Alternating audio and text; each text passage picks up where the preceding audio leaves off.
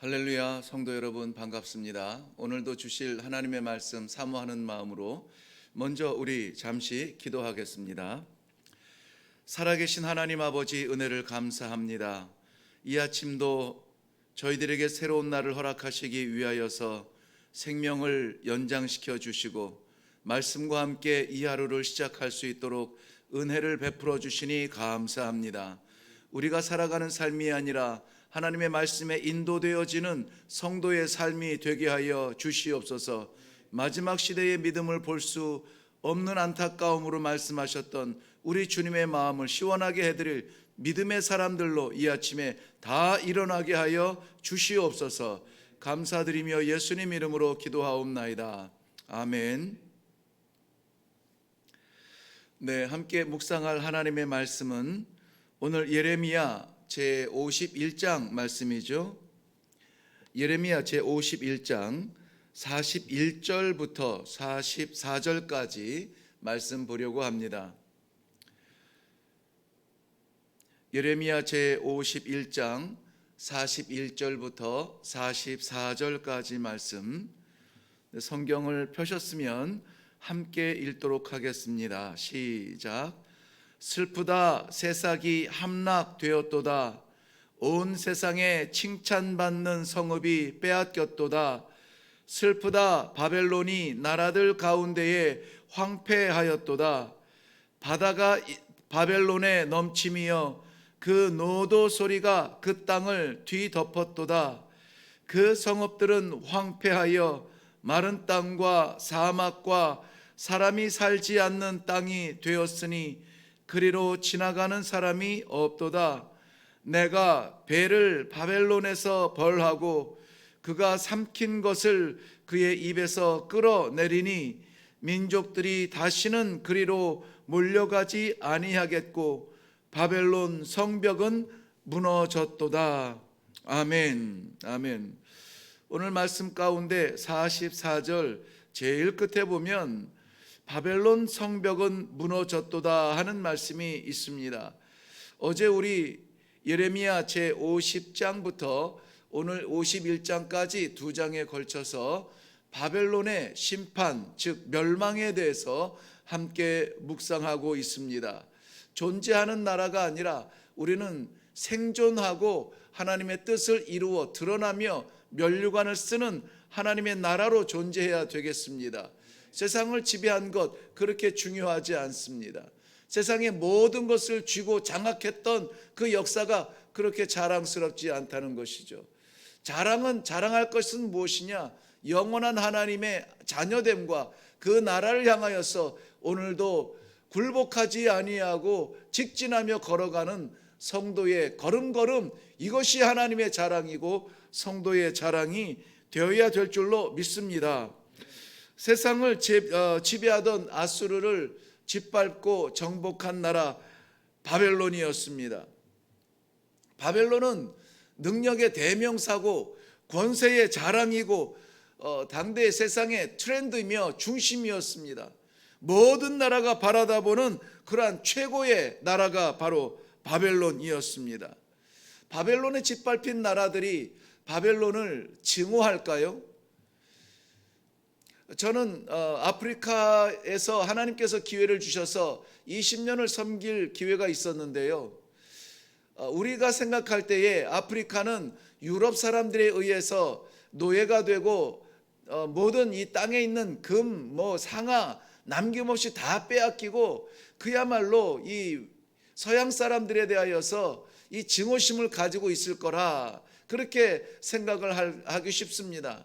그런데 제가 만난 아프리카의 사람들은 이 서양 사람 유럽인들을 증오하는 것이 아니라 부러워했습니다.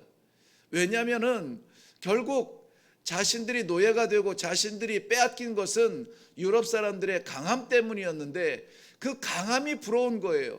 그 힘이 어디서 오나, 그 능력이 어디서 오나, 그거 한번 우리도 받아보고 싶다 하는 부러움을 가졌습니다. 바벨론, 세계를 제외하면 원수가 많을 것 같은데 아니요, 세상의 중심에서 부러움의 대상이 되었던 것입니다. 그런데 오늘 말씀에 우리가 살펴본 대로 바벨론 그 성벽이 무너졌다는 것입니다. 세상의 가장 강력한 나라, 가장 권세를 가진 손에 쥔 그러한 왕조도 무너졌다는 것입니다. 오늘 이 말씀을 함께 살펴보면서 우리가 부러워하고 우리가 붙잡고 싶어하는 그것조차 무너질 수밖에 없는 것이라면은 이 시대의 진정한 성도로서의 지혜는 무너지지 않는 것, 사라지지 않는 것, 그런 것들을 찾고 그것을 위하여서 이 하루를 살아드리고 또 그것을 붙들고 있는 것이 성도의 지혜라 이렇게 여겨집니다. 41절은 이렇게 시작합니다. 슬프다 새싹이 함락되었도다 이렇게 되어 있습니다. 새싹은 이 바벨론의 다른 이름인데요, 별명은 아닙니다. 바벨론이라고 하는 이 거대한 나라를 감히 어떤 별명을 붙일 수가 없습니다. 이것은 어떤 비밀스러운 이름이라 이렇게 이야기하는 것이 오히려 나을 수가 있겠습니다. 바벨론을 함부로 부를 수 없는 그러한 상황에서 대신 부를 수 있는 이름이 이 새싹이라는 이름이에요. 이 새싹이라고 사람들이 이야기할 때 바벨론의 그러한 그 권세나 병사나 그러한 사람들이 새싹이 무엇이뇨라고 물어보았을 때 그것은 당연히 왕의 집이라는 뜻입니다. 그러므로 왕의 집이요 하고 말할 수 있는데요, 그 새싹이라고 하는 이름의 어원을 사카크라고 했을 때, 사카크라고 하는 그 히브리 언어를 어원으로 보았을 때에 사카크라고 하는 것은 낮춘다는 거예요. 낮춘다, 무너진다는 뜻입니다. 그러므로 왕의 집이라고 표면적으로 나타나는 오늘 나오는 이 이름 새싹에 감추어진 이름이 무엇이냐? 그러나 너는 낮추어짐을 당할 것이다 라고 하는 예언적 비밀스러운 이름이 오늘 본문에 나오는 이 새싹이라고 하는 이름입니다. 새싹은 함락됩니다. 그리고 44절 끝에 바벨론은 무너집니다 라고 성경은 분명하게 이야기하고 있습니다. 뿐만이 아니라 새싹이 함락되었다라고 말하는 그 본문 안에는 또 다른 설명이 이렇게 되어져 있습니다. 빼앗겼다, 황폐하였다. 이 새벽 시간에 짧은 시간 안에 다 나눌 수가 없어서 안타깝습니다만은 단편적으로만 설명하여도 삼중적 이 표현은 분명히 일어날 일입니다. 삼중적 표현은 반드시 나타날 일입니다. 그러므로 이 새싹이 함락되고 빼앗겼으며 황폐하게 된다는 것은 반드시 그렇게 된다는 거예요. 이 본문을 미래형으로 쓰지 않았습니다. 과거형이며 과거 완료형으로 쓰였습니다. 이 말은 뭐냐면은 마치 그 현장을 눈으로 보는 듯 보았듯이 내가 봤는데 이렇게 됐더라 라고 할 만큼 분명하게 나타나는 그런 현상이 무엇이냐? 새싹이 함락되는 것입니다. 어제도 나누었습니다마는 지금은 이 시대는 이 예언의 말씀이 선포되었을 때는 바벨론의 전성기예요. 바벨론의 전성기입니다. 가장 화려한 꽃을 피울 때입니다. 그때에 망할 거라고 말하는 것은 쉬운 일이 아닙니다. 보세요. 이 새싹의 또 다른 이름이 뭐라고 나오냐면은 같은 본문에 41절에 온 세상에 칭찬받는 성이라고 되어 있잖아요. 온 세상이 주목하고 부러워하는 성이라고 되어 있습니다. 세상의 자랑입니다. 세상이 부러워하며 세상이 자랑할 만한 것들 무엇이 있습니까? 그 당시에야 바벨론 나라의 권력이 그렇지만 오늘 이 시대를 살아가는 성도들의 자랑은 무엇입니까? 우리가 부러워하는 것은 무엇입니까? 우리라고 하니까는 너무 광범위한가요? 이 말씀을 묵상하고 있는 나 자신의 자랑이 무엇인지 생각해 보았습니다. 내가 바라보는 부러워하는 것이 무엇인지 생각해 보았습니다. 10가지도 넘게 생각나는 것들이 사실상 부끄러운 것이 많아요. 미래에 대한 준비, 노후에 대한 준비, 자녀들에 대한 걱정, 지금 하고 있는 일에 대한 부족함, 이것을 채우기 위하여서 어떻게 할 것인가에 대한 그런 모델들, 그 모델들은 당연히 분명히 성경적이어야 하거늘 육신적인 생각에서 떠오르는 것들은 저 교회는 어떻게 저렇게 되었지? 은연중에 내 마음속에, 내 이 영혼 속에 자랑이 무엇이냐? 이생의 것들이 가득 차 있다는 것을 보았습니다. 너무나 부끄러운 이 바벨론의 무너짐을 고소해할 수만은 없는 그러한 본문 아닙니까? 칭찬하는 것, 자랑하는 것, 꿈꾸는 것, 이런 것들이 어떻게 된다고요? 함락되었다고요. 44절 말씀에는 내가 벨을 바벨론에서 벌한다 라고 말하고 있습니다.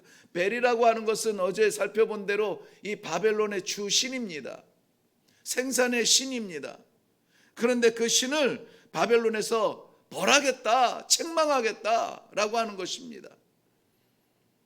바벨론은 이 벨이라고 하는 이 신을 의존하고 있습니다. 의지하고 있습니다.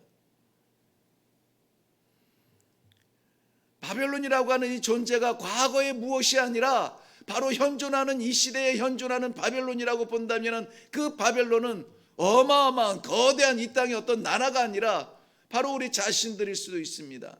그러므로 우리 자신이 의존하는 것, 의지하는 것이 무엇일까? 계시록에 보면은 이 바벨론을 음녀 바벨론이라고 했습니다. 그리고 큰 성 바벨론이라고 했습니다. 계시록 17장에는 음녀, 즉 하나님을 바라보아야 될 순수한 성도들의 마음이 흔들려 사랑하지 못할 것을 사랑하는 그러한 영적 간음을 저지르는 상태, 음녀라고 했습니다. 그러니 이 계시록에 나오는 이 바벨론은 마치 이 성도들을 유혹하고 무너뜨리는 거대한 이러한 그 악마적인 존재일 뿐만이 아니라 어쩌면은 우리 스스로가 바벨론화 되어가는 것은 아닌가 하는 두려움이 있지 않습니까? 왜냐하면 계시록 18장에도 나오는 것이 큰 성 바벨론이라고 했어요. 여러분 크게 되고 싶지 않으세요? 큰 거 부러워하지 않습니까? 큰 자동차, 큰 아파트먼트, 큰 집, 큰 성공. 우리가 바벨론을 향하여서 손가락질 할 수만은 없는 것이 어쩌면 이렇게 거울처럼 우리의 속마음을 들여다보는지 모르겠습니다. 바벨론의 우상이 벨이라고요? 우리의 우상은 무엇입니까? 그런 것들을 하나님께서 책망하시겠다.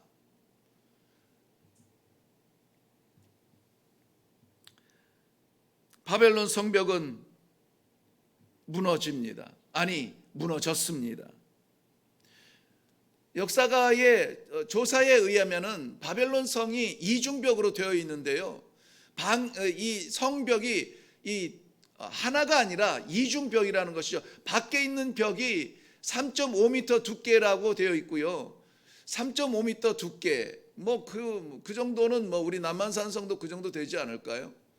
근데 그 내벽 두 번째 있는 거는 6.5m 두께의 벽이라고 합니다. 그리고 그 사이에 큰 웅덩이가 있는데 그 웅덩이가 7m예요.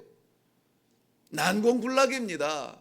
이건 사람의 힘으로 무너뜨릴 수 없는 그러한 바벨론의 성벽이 어떻게 된다고요? 무너진다고요. 절대로 빼앗기지 않을 것 같은 우리들의 교만함과 우리의 자랑과 우리의 목적과 우리의 물질과 우리의 건강들이 무너집니다. 그러므로 성경은 이렇게 권면하고 있습니다.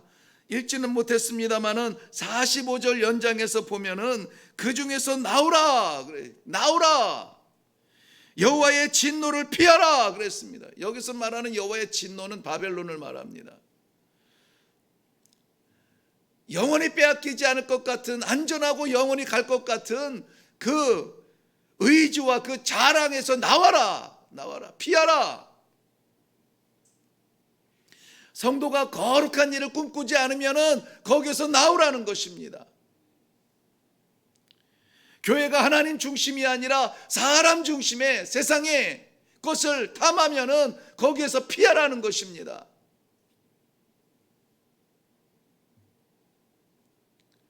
그러면 어떻게 해야 될까요? 결론의 말씀으로 우리 50절 말씀 한번 보겠습니다. 50절 말씀 같이 읽을까요? 시작. 칼을 피한 자들이여 멈추지 말고 걸어가라. 먼 곳에서 여호와를 생각하며 예루살렘을 너희 마음에 두라. 나와라. 나와서 멈추지 말고 나아가라. 뒤돌아보지 말라. 소돔성에 미련 두고 뒤돌아보았던 롯의 아내가 생각납니다. 우리가 미련 두지 말아야 될 세상의 자랑들과 세상에 의지할 것, 내가 이만큼 해놨으니까는 내 노후는 따뜻할 거야. 그것 위해서 이제까지 죽도록 싸워왔으니까 이제 그것이 나를 보호할 거야. 나와라. 뒤도 돌아보지 말고 나아가라. 직진하라. 어디로 가느냐? 여호와를 생각하라는 거예요. 여호와를 생각하라. 이중적으로 말하고 있습니다. 예루살렘을 너희 마음에 두라. 마음에 두라. 마음에 채우라는 것입니다. 우리가 말하는 것은 머리에서 나오는 것이 아니라 마음에 있는 것이, 우리 속에 있는 것이 나온다고 했습니다.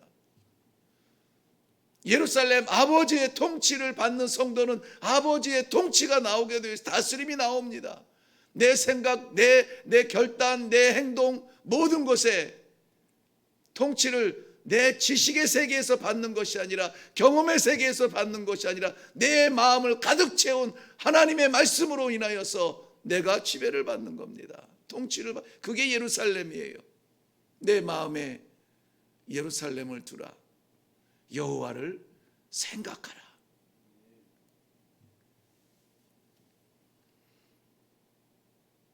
내 마음을 지배하는 것은 무엇이며 내 마음을 사로잡는 것은 무엇입니까?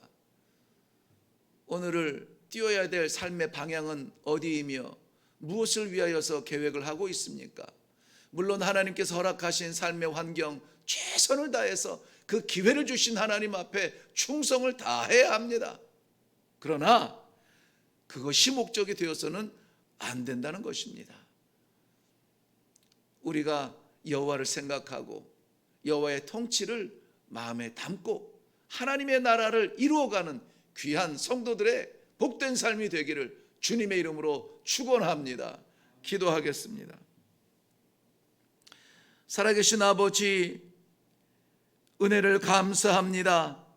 무엇이 정의이며 진리인지 혼란스러울 만큼 이 세상이 어떻게 돌아가는지 암흑 같은 시대를 지나가고 있습니다. 그 가운데 십자가 붙들고 살아가는 하나님의 귀한 성도들, 이 아침에도 기어코라도 하나님 말씀 한마디 받고 하나님 앞에 기도하여야만 이 하루를 살아가겠다고, 믿음으로 살아가겠다고 다짐하는 귀한 성도들, 그들에게 오늘 허락하여 주신 이 말씀 감사합니다. 아무쪼록 무너질 것 붙들고 함께 무너지지 아니하며 영원할 것 붙들고 지혜로 그것을 위하여 향하여 직진하는 귀한 삶이 되도록 축복하여 주시옵소서. 감사드리오며 예수님 이름으로 기도하옵나이다. 아멘. 오늘 이 아침에 기도할 때에도 하나님께서 주신 말씀만 가지고 먼저 기도합시다. 우리 급한 기도의 제목들이 개인적으로 많이 있습니다만은 우리가 이렇게 함께 묵상하는 것은 공동의 동일한 기도의 제목이 있기 때문에 그렇습니다. 무엇이냐면 이 시대에 나뿐만이 아니라 성도라고 하는 그 존재들, 교회라고 하는 존재들, 과연 하나님께서 이 땅 위에 세우시고 보내신 그 뜻을 이루며 살아가고 있는가에 대한 그러한 진실 앞에 한번 우리 함께 대면해서 설 필요가 있습니다. 우리의 자랑은 무엇이며 우리의 꿈은 무엇이며 우리의 위로는 무엇이며 우리가 무엇을 의지하는가에 대한 생각을 하나님 말씀 앞에 내려놓고 진실하게 하나님께서 그 모든 것들을 다스려 주시옵소서. 바벨론 같은 것들 자리 잡고 있다면 씻어주시고 깨트려 주시고, 내 인격으로는 어찌할 수 없습니다. 성령님 부서뜨려 주시고, 아무쪼록 이 하루 하나님의 사람으로 여호와를 생각하며 예루살렘 하나님의 통치를 마음에 담고 살아갈 수 있도록 주여 나를 다스려 주세요. 나의 시간, 나의 건강, 나의 가정, 맡기신 가정, 섬기도록 허락하신 교회, 그렇게 살아갈 수 있도록 역사하여 주시옵소서. 이 시간에 우리 간절한 마음으로 성령님의 다스리심, 고치심, 세우심, 간절한 마음으로 기도하며 이 하루를 먼저 시작하겠습니다. 다 같이 있는 그 자리에서 기도하며 나아가겠습니다. 기도합니다.